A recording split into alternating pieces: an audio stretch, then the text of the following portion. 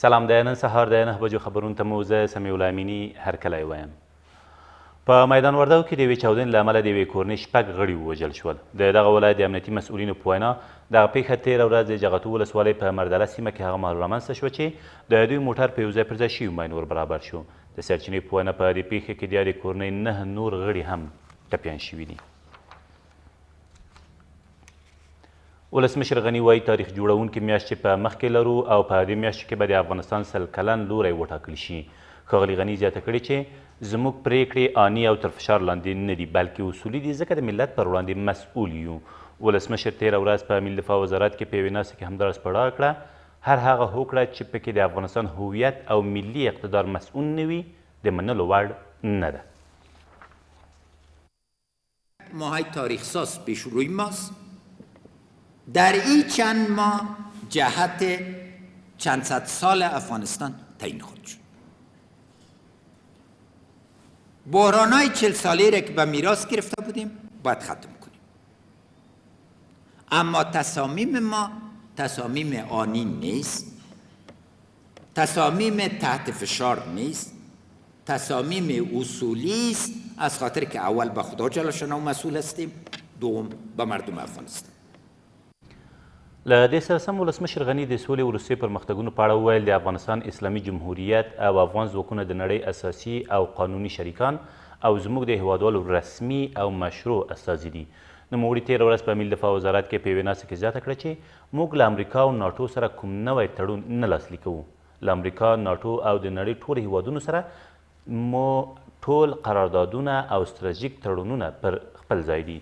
ښاغلي غني همداراز په اړه کړه د سولې تړون د ملت لوري تصویبیږي او د قوې استعمال د افغان ځواکونو لویه دنده ده.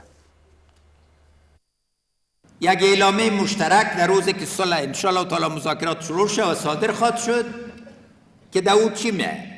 اول که دولت جمهوری اسلامی افغانستان دولت رسمی مشروع و نماینده تمام مردم افغانستان. دوم قوای پر افتخار امنیتی و دفاعی افغانستان شریک قوای بین المللی است، هم برای ثبات از این خاک و هم در مبارزه با تروریسم و تهدیدات بین المللی. سوم تمام پیمانهای امنیتی ما بجای است در این هیچ گونه تغییر نمیاد. افغان ځواکونه د نړۍ د امنیت په لومړۍ کرښه کې دي او د دنیا د امنیت خوندیینې مسؤلیت پر غاړه لري. دغه مطلب ولسمشر غني تېره ورځ په ملي دفاع وزارت کې څرګند کړ او زیاته کړه چې د افغان ځواکونو له برکته په امریکا کې بریدونه او چاودنې نه کیږي. نوموړي همداراز ژمنه وکړه چې په هیڅ راز هوکړه کې د افغان ځواکونو پر راتلونکي معامله نه کیږي.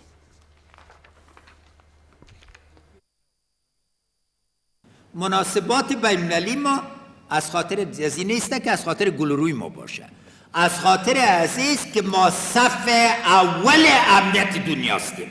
قوای پر افتخار ما نه تنها استقلال افغانستان را نگاه کردن، مسئول امنیت جهانی هستن. اتصال برکت ده چې په واشنگتن باندې حمله نه ده سوې، په نیویارک باندې بمونه نه دي چاودېدلي.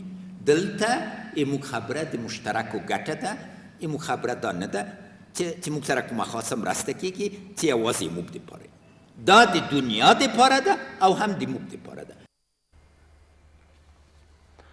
په ورته وخت کې ولسمشر وایي په راتلونکو 6 اونیو کې به د هېواد د امنیتي او دفاعي بنسټونو مسؤلینو او پیلوټانو ته د هستوګنې نمرې ورکړل شي. ښاغلي غني تېره ورځ په ملي دفاع وزارت کې په خپله وینا کې زیاته کړه چې په هره قل اردو کې به د استوګنې ښارګوټي جوړ شي څو د وسلوال پوځ کورنۍ پکې په ارامۍ ژوند وکړي. د نوموړي په وینا د هستوګنې له کورونو سربیره به نورې اسانتیاوې هم په پام کې ونیول شي. 734 آپارتمان در 6 هفته آینده به پیلوتا و مسئولین هر 3 قوا توزیع میشه. این قسط اول است.